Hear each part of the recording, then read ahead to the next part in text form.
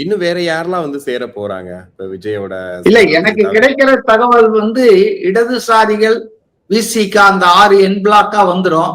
அது வந்தாலே கதை முடிஞ்சதுங்க. அது இல்லாம பிரேமலதாவும் நாக்கிங் த டோர்ஸ் அப்படின்ற ஒரு கேள்வி. அடுத்தது நம்ம அமமுக ஒருத்தர் மன்னார்குடியில அமைச்சர் டிஆர்பி ராஜாவை தோக்கடிச்சார் இல்லையா, காமராஜ். அவரும் அவருக்கு இந்த கட்சி தாவல் தடை சட்டம் எல்லாம் வராது. ஏன்னா இருப்பதே ஒருத்தர் அப்படியே வந்துட்டாருன்னா அவ்வளவுதான், மெர்ஜானா மாதிரி.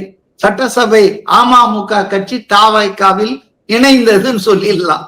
யாரும் அவரை கட்சி தாவிட்டாருன்னு சொல்ல மாட்டாங்க. அதே போல அண்ணா திமுகல ஒரு கணிசமான எம்எல்ஏக்கள், முன்னாள் அமைச்சர் சி.வி. சண்முகம், அப்புறம் எஸ்பி வேலுமணி தலைமையில கொஞ்சம் இபிஎஸ் தலைமைக்கு எதிராக கழக கொடியை உயர்த்திருக்கிறார்கள்.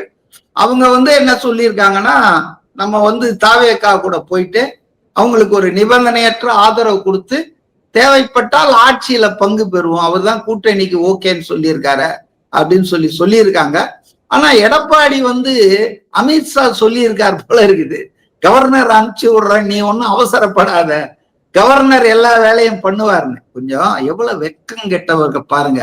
திமுகவும் அதிமுகவும் முந்தா நாள் வரைக்கும் என்ன சொல்லிட்டு இருந்தாங்க, கூட்டணி ஆட்சிக்கு தமிழக மக்கள் விரும்பவே மாட்டார்கள், தனி கட்சி ஆட்சி தான் சொன்னாங்களா இல்லையா? இன்னைக்கு எப்படிங்க கூட்டணி போட போறீங்க? எனக்கு இந்த சிவாஜி படத்துல சங்கர் ஒரு சீன் போடுவார் பாருங்க.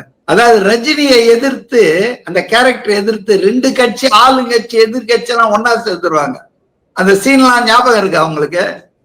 அது மாதிரி ஒரே இரவுல 50 வருஷ பகைய டக்குன்னு மறைச்சிட்டு தமிழ்நாட்டை காக்கவும் நிலையான ஆட்சியை தரும். இவங்க 2 பேரும் எலியும் பூனை, இது நிலையான ஆட்சி வந்துருமா எங்கேயாவது?